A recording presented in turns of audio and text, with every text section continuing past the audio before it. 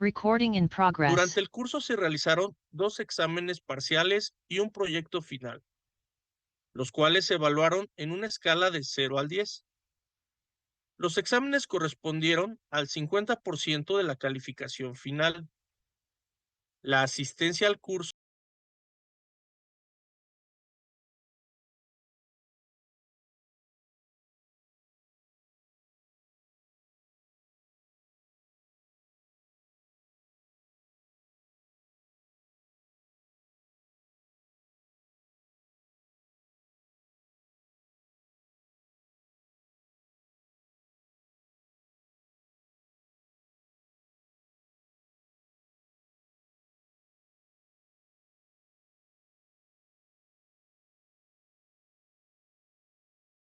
dice, ¿cómo plantearías una forma gráfica que represente el algoritmo desarrollado? Entonces, bajo estas preguntas, tenemos que existe una gran diversidad de lenguajes para usarlos en los algoritmos. Pero antes de realizar la codificación, como vimos la sesión pasada, tenemos que elaborar un pseudocódigo. Nos dice que parece y recuerda a la sintaxis de los lenguajes de alto nivel, pero nos dice ahí, no es tan estricto. Perdón, cambié de diapositiva porque estoy aceptando a sus compañeros, pero nos dice ahí, no es tan estricto como ellos. El empleo de esta herramienta de representación de algoritmos en el ámbito académico laboral nos va a simplificar mucho la programación y la solución eficiente y óptima de los problemas. Además, los pseudocódigos pueden usarse y reutilizarse para elaborar el código en diferentes lenguajes y por diferentes personas, aumentando la eficiencia de la práctica cotidiana en la programación. Y bueno, esto igual a manera de repaso rápido, tenemos que el diagrama de flujo, ya lo sabemos, es una herramienta útil y de lenguaje universal que va a eliminar redundancias y describe la secuencia lógica de los pasos que forman al algoritmo. Dice, mediante una convención de símbolos de carácter estándar, representa los procesos y operaciones que forman el algoritmo que nos va a describir la solución a un determinado problema planteado. Dice, se crean idealmente antes de comenzar a programar el código en una computadora. Y bueno, aquí tenemos como añadidura su introducción en el mundo de la computación, se dio a principios de los 70s y etcétera, han sido muy útiles, muy funcionales y populares desde entonces. ¿Por qué? Por sus múltiples beneficios, como su aplicación en procesos pedagógicos, etcétera, etcétera, etcétera, ¿no? Brindan oportunidad de sintetizar, de detallar maneras precisas al problema, etcétera. En esta diapositiva nos dice que aunque una de las principales orientaciones que tienen los diagramas de flujo es consistente con la computación o el desarrollo de sistemas, pues estos suelen utilizarse para brindar pasos concretos para formular protocolos. ¿Qué son los protocolos? Los protocolos son reglas, ¿no? Por ejemplo, en redes vamos a ver muchos temas de protocolos, ¿sale? Que son estas reglas como en el modelo OSI, etcétera. Bueno, pasando a esto nos dice, los cuales pueden ser de comunicación, de salud, como en nuestro problema prototípico y nuestro incidente crítico, entre otros. Dice, bajo este tenor o en ese sentido, la Secretaría de Salud de diferentes naciones crean este tipo de protocolos o reglas con el fin de diagnosticar de manera sencilla enfermedades o síntomas de estas, ¿no? Como la propuesta planteada de tarea auténtica que están ustedes elaborando. Luego dice, usualmente la presentación gráfica de algoritmos suele tener un impacto mayor en las comunidades con bajo acceso a la educación, proponiendo con base en imágenes los criterios establecidos en normas o bajo normas. Por ejemplo, en México, los sistemas de salud van a promover el correcto lavado de manos, autoexámenes preventivos para el cáncer de mama, por ejemplo, protocolos a seguir en casos de deshidratación, entre otras. Dice, además del interés que generan los algoritmos y diagramas gráficos que los representan, tienen una alta probabilidad, de ser entendidos por casi cualquier persona, mostrando así su utilidad. Y yo agregaría su funcionalidad. ¿Sale? Con respecto a esto, vamos a pasar igualmente al rally tecnológico número 2, que es muy cortito. Nos dice, 1. El inicio y fin de un diagrama de flujo se indican con triángulos. ¿Sale? A ver si se acuerdan. Luego dice 2. El elemento que indica una condición es un rombo.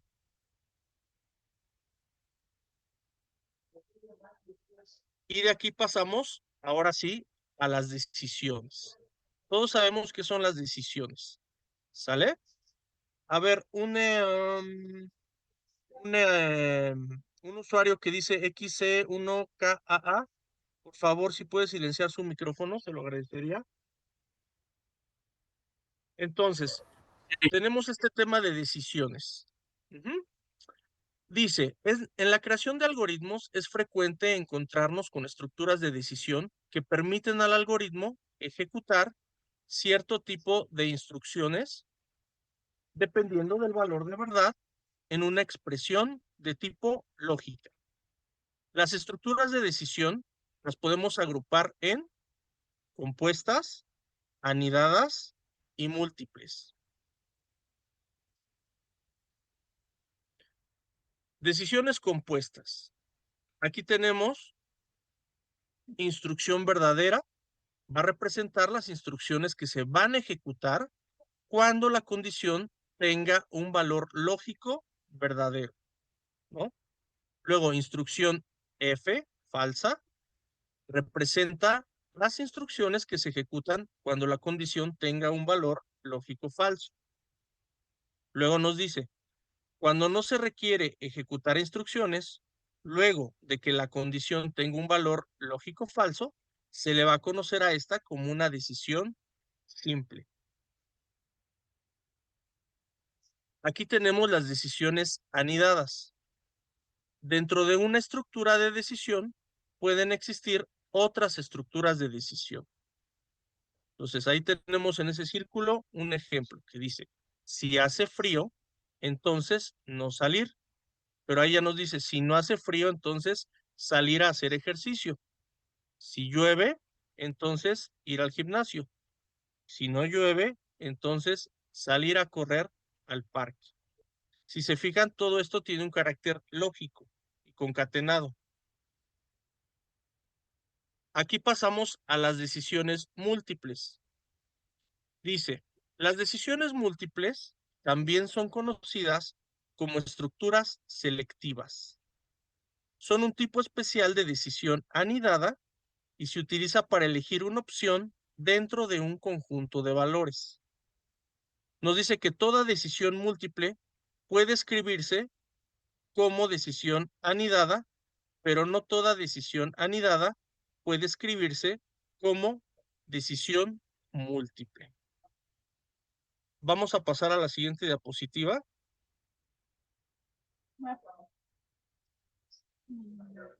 Donde aquí podemos observar ahora los ciclos que se despliegan de este tema.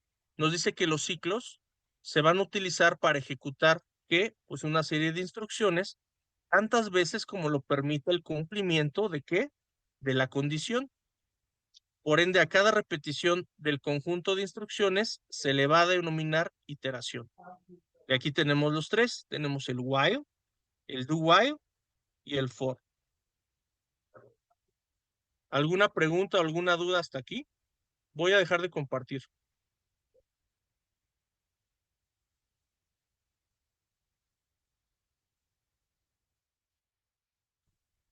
No, profesor, ninguna. Bueno, vamos a continuar.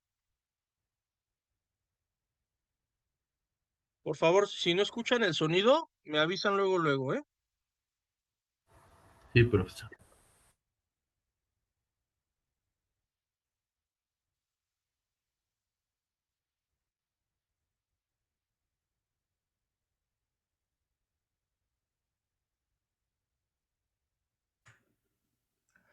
Hola y bienvenido a este nuevo capítulo del curso de programación. El día de hoy vamos a comenzar con lo que es los bucles y las decisiones. Vamos a comenzar a aprender a programar a partir de hoy. Quiero que te metas a la cabeza de que si quieres ser un programador hay que marcar la diferencia. Y no es solamente ser un programador, es ser un buen programador. Y si tú quieres ser un buen programador, lo primero que te tienes que meter en la cabeza y grabártelo es que debes de tener paciencia. Porque aprender a programar, créeme que es todo un arte. Es algo que a nosotros nos apasiona y que tú como futuro programador te debe apasionar. Entonces, entrando en materia y ya dicho esto, lo primero que vamos a ver el día de hoy son los bucles y las decisiones. Pero veamos de qué te estoy hablando, porque tú me dirás a mí, hombre, me estás hablando en chino, yo no sé qué es un bucle, yo no sé qué es una decisión en torno a la programación. Comencemos con lo primero. ¿Qué es un bucle? Un bucle es una sentencia que se ejecuta repetidas veces un trozo de código hasta que la condición asignada a dicho bucle se deje de cumplir. Y en programación nosotros utilizamos, hay tres bucles que más utilizamos, que son el bucle while, el bucle for y el bucle do while. Son estos tres. El bucle while, el bucle for y el bucle do while. Esos son los que más nosotros utilizamos en programación y te vas a encontrar con ellos muchísimas veces. Pero créeme que lo vas a dominar fácil, eso no tiene mucha complicación. Lo otro es, ¿qué es una decisión? Las decisiones siempre van a ser parte de las instrucciones de control. O sea, es una instrucción de control, es simple y nos sirven para determinar el orden en que se deben ejecutar las instrucciones. O sea, yo siempre voy a tomar una decisión, sí, no, si esto es igual, si esto no es igual, si esto y esto tienen cierta estructura, o esto y esto tienen cierto valor, si la respuesta es verdadera o la respuesta es falsa. Eso es una decisión y es lo que nosotros vamos a ver el día de hoy. Vamos a comenzar con unos ejercicios que, aunque tú miras que de pronto son básicos, es muy importante que los aprendas. Recuerda que vamos a hacer uso de la herramienta PSIN. PSIN nosotros lo vamos a utilizar para el pseudocódigo. Entonces lo primero que vamos a hacer es aumentar un poquito el tamaño de esto para que ustedes lo logren ver. ¿Y cuál es nuestra primera tarea? Nuestro primer problema a solucionar. Vamos a hacer lo siguiente, vamos a escribirlo aquí. En PSIN con doble slash podemos escribir comentarios. Entonces debemos hacer un programa que imprima, colocarlo así, que imprima en pantalla los números del 1 al 50. Vamos a colocarlo, no, del 1 al 20. Vamos a colocarlo así que no sea tan largo. Pero lo primero que vamos a hacer es guardar esto. Primero démosle un nombre. Vamos a decirle que este se va a llamar ejercicio 1. Le damos guardar. Y le vamos a colocar aquí ejercicio 1. Y lo guardamos. Ya teniendo esto almacenado, vamos a comenzar a darle solución a nuestro problema.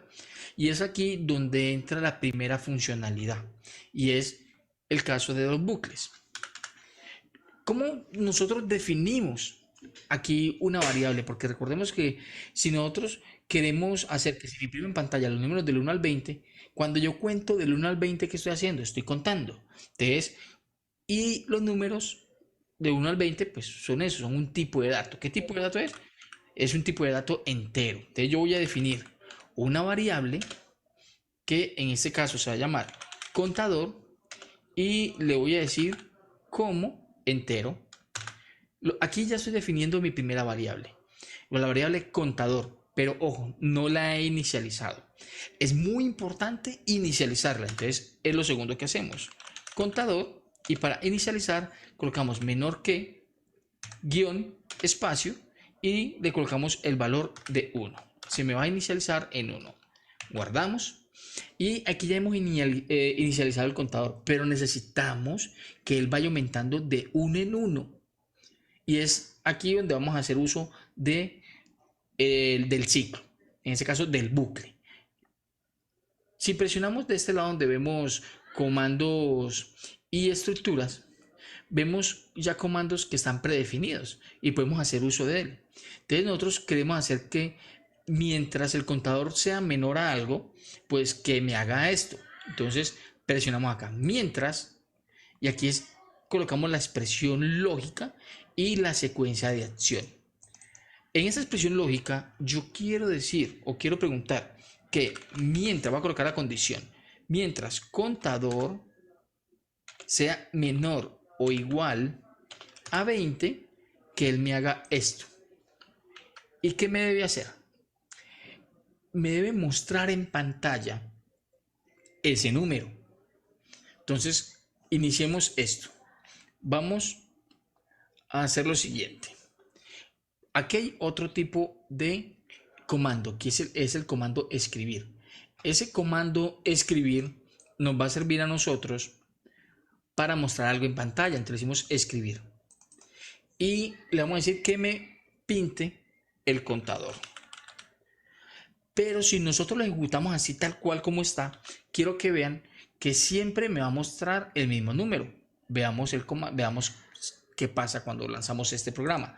Le damos a ejecutar y vemos que siempre nos está mostrando el número 1. Espero que lo vean aquí en pantalla y siempre número 1, número 1, número 1, número 1. Eso es lo que estamos viendo acá. ¿Listo? Ahora, ¿cómo solucionamos esto? Y eso me va a generar un bucle infinito. ¿Por qué? Porque él siempre me va a estar mostrando el número 1. Entonces nosotros necesitamos controlar eso.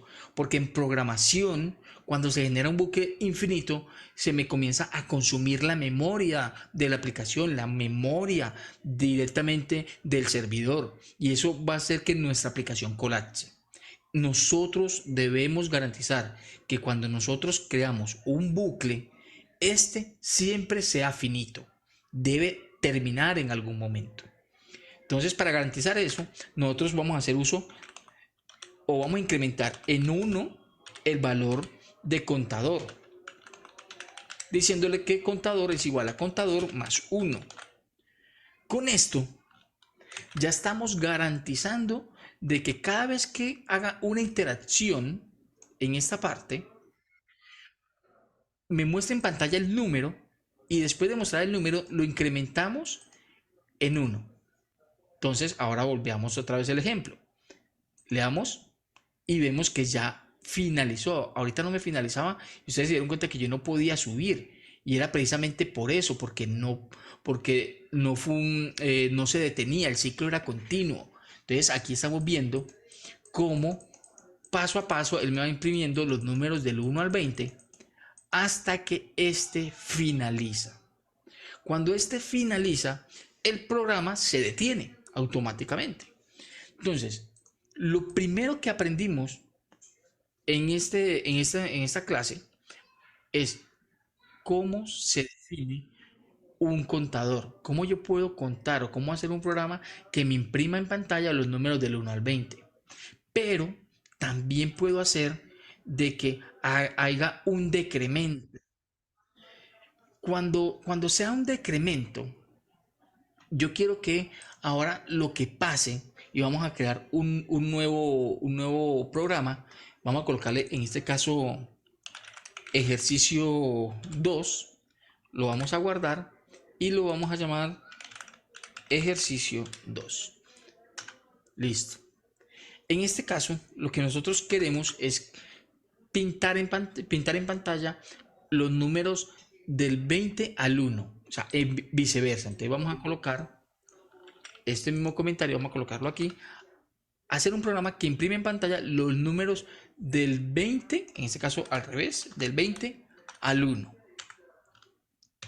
¿Listo? Entonces aplicamos lo mismo, podemos reutilizar este mismo código, pero yo les recomiendo que para ir cogiendo agilidad, flexibilidad, vamos haciéndolo manualmente. Entonces le decimos, vamos a definir contador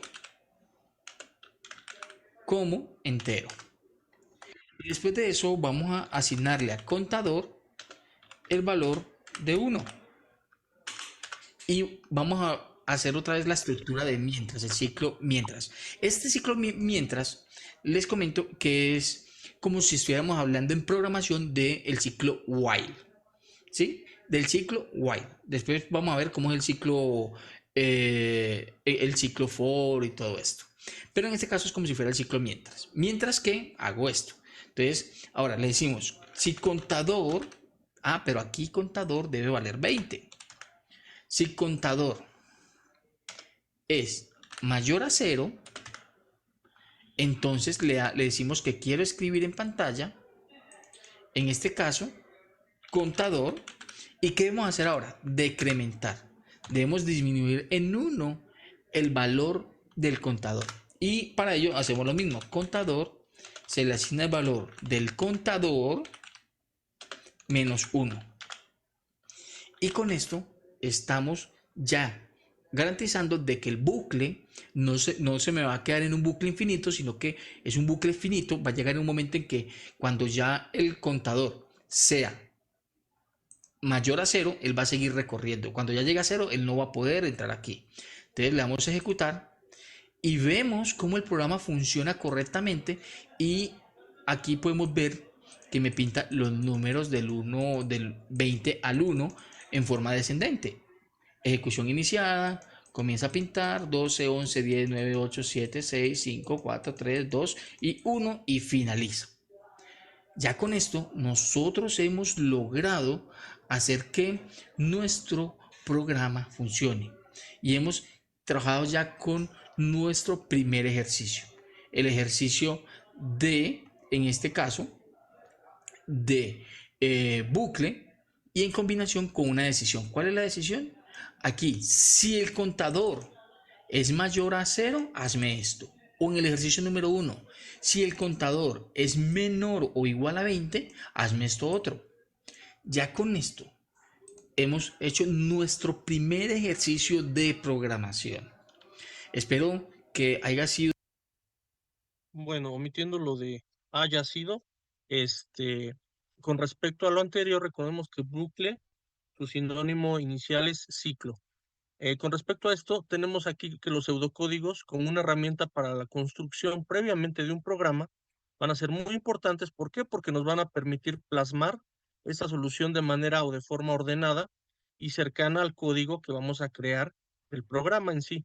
Las decisiones van a ser estructuras condicionales y se utilizan para ejecutar los distintos grupos de sentencias, pero esto va a depender a su vez del resultado de la expresión que se esté evaluando. Los bucles o ciclos son estructuras en las que las instrucciones o sentencias se van a ejecutar en cada iteración mientras la condición se cumple. Luego nos dice redirigir el flujo de un algoritmo mediante el uso de ciclos y condicionales. ¿Qué va a permitir hacer? Pues va a permitir mejorar y optimizar el alcance de donde todos queremos llegar, que es a la solución. ¿Sí? Aquí vamos a llegar al Rally Tecnológico 3.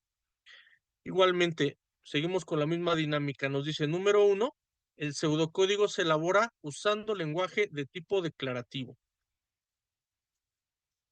Número 2, el lenguaje natural no es recomendable para describir algoritmos en forma satisfactoria. Número 3, la construcción de un diagrama de flujo se realiza de abajo hacia arriba. Número 4, el elemento de decisión dentro de un diagrama tiene solo dos salidas de evaluación, sí y no. Luego, a manera de conclusión, tenemos que la representación gráfica de los algoritmos se va a concebir como una forma sencilla de establecer este ordenamiento de los pasos o, digamos, fases mediante bloques que definen situaciones específicas y líneas que nos van a guiar a lo largo del algoritmo. Así, estos algoritmos en sus distintas formas van a ser representaciones cercanas a estos códigos de programación, pero al no utilizar el lenguaje único, se van a entender más como pseudocódigos, o sea que tienen una semejanza, pero no son en su totalidad códigos, a pesar de su similitud. ¿Sale? Entonces, bueno, vamos a pasar ahora sí a retomar nuestro plan de trabajo.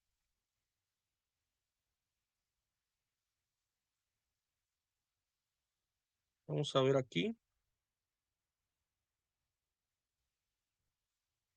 Bien, ya lo pueden visualizar.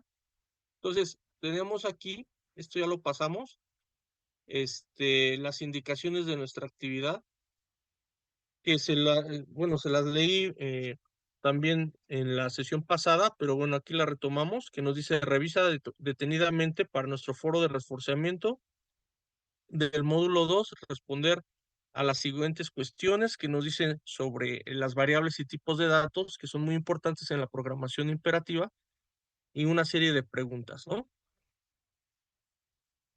Lo que me interesa aquí es que pongamos atención en la tarea auténtica, que nos dice registro de pacientes, expediente médico único, primer archivo en PDF, donde nos dice que en el contexto del gobierno digital y la modernización de servicios de salud es importante contar con sistemas eficientes. ¿Para qué? Para la gestión e información de expedientes médicos.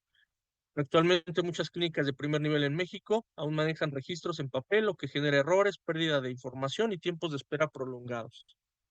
Dentro de la preparación del desarrollo de los lenguajes de programación imperativos, los elementos que conforman su estructura se determinan por los tipos de datos, así como las expresiones y las sentencias de control como parte fundamental del funcionamiento de una propuesta. En este caso práctico se presenta la necesidad del desarrollo de todos ellos, cuyo propósito es identificar los elementos principales de los lenguajes de programación imperativos para distinguir las características más elementales de su estructura. En un caso hipotético, eres un experto programador que necesitas analizar, conceptualizar y desarrollar soluciones tecnológicas eficaces que sean capaces de controlar y trazar la trayectoria mediante localización GPS para indicar a usuarios si han transitado por zonas donde previamente se han detectado casos significativos de personas infectadas de una enfermedad pandémica. ¿Sale? Entonces, ojo, esto no lo van a encontrar en plataforma. Sí, entonces, eh, sabemos que en plataforma hay algunas adecuaciones, hay una reestructuración y por ende tenemos que hacerle caso a nuestro plan de trabajo. ¿Sale? Dice, ahora piensa, se han podido identificar las zonas con mayor índice de contagio, con avisos impresos. A ver si podemos, por favor, ponerle mute. A ver, es César, ¿verdad? Ahí está. Bueno. Entonces, dice, ahora piensa lo siguiente, se han podido identificar las zonas con mayor índice de contagio, con avisos impresos e indicaciones en Google Maps. No obstante, los habitantes al transitar por dichas zonas no cuentan con un aviso en tiempo real que les notifique la aproximación a un foco de contagio. Tu reto en este caso es crear un sistema que sea capaz de controlar y trazar la trayectoria mediante localización GPS que puede indicar si ha transitado por zonas donde previamente se han detectado casos de la enfermedad pandémica en tiempo real y también le notifica al habitante cuando se encuentra a menos de 25 a 100 metros de un lugar que ha sido frecuentado o visitado por un contagiado. Esta actividad la realizará sobre los casos detectados en la Ciudad de México con particular urgencia en las 200 colonias de las alcaldías con mayor índice de población contagiada. Bajo este contexto, tu primera actividad es presentar a la Secretaría de Salud una propuesta escrita de programación sobre los requerimientos necesarios para desarrollar el sistema. ¿Cómo lo harías? Elabora un informe técnico de tu propuesta que contenga, tenemos indicaciones. Retoma el contenido de los recursos del plan de trabajo M2 y si lo consideras, investiga en fuentes confiables de información lo siguiente. Tipos de datos, expresiones y sentencias de control de flujo. 2. Elabora una propuesta en un procesador de textos que después vamos a convertir para la entrega en PDF sobre un sistema GPS para la trazabilidad de zonas con alto índice de contagio. Tu trabajo debe de tener al menos 8 cuartillas de contenido y debe contemplar los siguientes elementos. Descripción de cada concepto. La manera en cómo emplearías cada concepto en el sistema. Descripción sustentada de cómo se utilizaría. Y luego tenemos que poner estas o incluir estas dos preguntas en nuestro desarrollo. Sí, porque muchas veces, bueno, me están colocando en cursos anteriores, me colocan nada más el desarrollo sin incluir estas dos preguntas, con sus respuestas, obviamente. Dice, ¿cómo puedo elegir el lenguaje de programación adecuado para un desarrollo de comunicación social como este? ¿Cuáles son los requerimientos técnicos para el desarrollo de comunicación social? Tu trabajo deberá contener la siguiente estructura que le dará un formato más ejecutivo. Ya sabemos que debe tener portada, introducción, desarrollo, conclusión y fuentes de consulta. Ya les comuniqué que en el desarrollo debe tener estas dos preguntas con sus respuestas. Luego tenemos el segundo archivo en PDF. Tarea auténtica, registro de pacientes, expediente médico único. Indicaciones, creación de un algoritmo y explicación del desarrollo del pseudocódigo del programa. Crea un algoritmo y explicación del desarrollo del pseudocódigo del programa sobre implementar una función en lenguaje Python llamada registrar paciente, la cual debe contener número de SS, nombre completo, edad, número de consultorio asignado del 1 al 9, solicitar los datos básicos del paciente, validar que los campos no estén vacíos, que la edad y el número de consultorio sean valores enteros cumpliendo los criterios. Almacenar la información en una lista o diccionario en formato estructurado. Luego tenemos genera un archivo llamado registro pacientes en PDF que contenga el algoritmo, ojo, que contenga el algoritmo y la explicación general del desarrollo del programa de la tarea auténtica M2. Luego nos dice un tercer archivo de tu código de programación es opcional agregarlo. Siguiente, tu trabajo del archivo del algoritmo y explicación general del pseudocódigo de la tarea auténtica M2 deberá contener la siguiente estructura. Tenemos portada, desarrollo del algoritmo, explicación del desarrollo del programa, conclusión y bibliografía.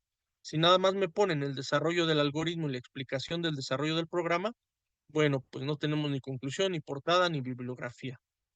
¿Sale? Luego nos dice entrega de tus archivos. Y tenemos la propuesta del informe técnico. Guarda el archivo de tu informe técnico en formato PDF con la siguiente nomenclatura. Luego, el archivo del algoritmo y el de desarrollo del programa.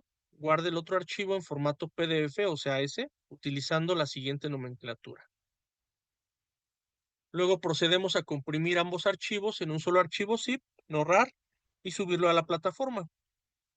Dice nota, si llegas a tener problemas de compresión, comparte un link en Drive en una hoja en PDF con una portada de datos personales y el link donde subiste tu carpeta con tus dos archivos. Recuerda conceder los permisos de acceso. Sugerencias didácticas para la realización de la actividad. Tu texto deberá ser coherente, ordenado, claro y conciso.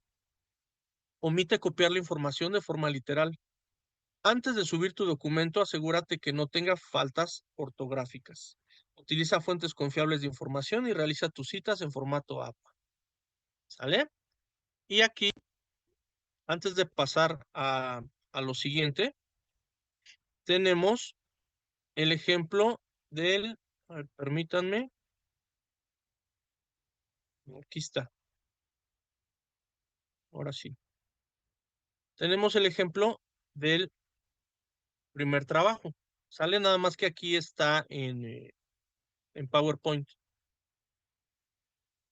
Entonces, bueno, es este. Ya se los había mostrado la vez pasada, pero bueno, para que no haya lugar a dudas para los que vean la sesión de grabación.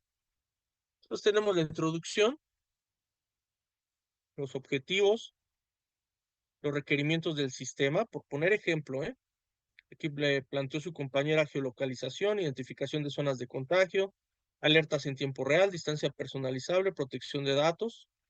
Luego los elementos de los lenguajes de programación imperativos, que son los tipos de datos, como son variables, cadenas de texto, números, booleanos. En las expresiones, operaciones aritméticas, lógicas y de comparación. Las sentencias de control de flujo, ahí están. Dice descripción del sistema. Módulo de recolección de datos, módulo de procesamiento de datos, módulo de notificaciones, ¿no? El sistema propuesto se compone de esos módulos en la implementación del sistema. El sistema se puede desarrollar utilizando diversos lenguajes de programación imperativos como C, Java o Python. La elección del lenguaje va a depender de habilidades, etcétera, etcétera. Los beneficios del sistema de trazabilidad, que es reducción de propagación del virus, protección de grupos vulnerables, mejora de toma de decisiones, promoción de transparencia y confianza, descripción de conceptos, empleo de conceptos en el sistema. Ahí lo tenemos.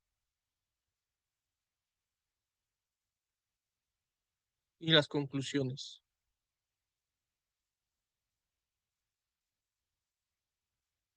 Bueno, no sé si hay alguna pregunta o alguna duda hasta aquí. No, todo claro, profesor. No, profesor, todo bien de momento. Bueno, muy bien. ¿Alguien más que tenga alguna duda, alguna sugerencia, alguna inquietud con respecto a plataformas, si les está funcionando bien?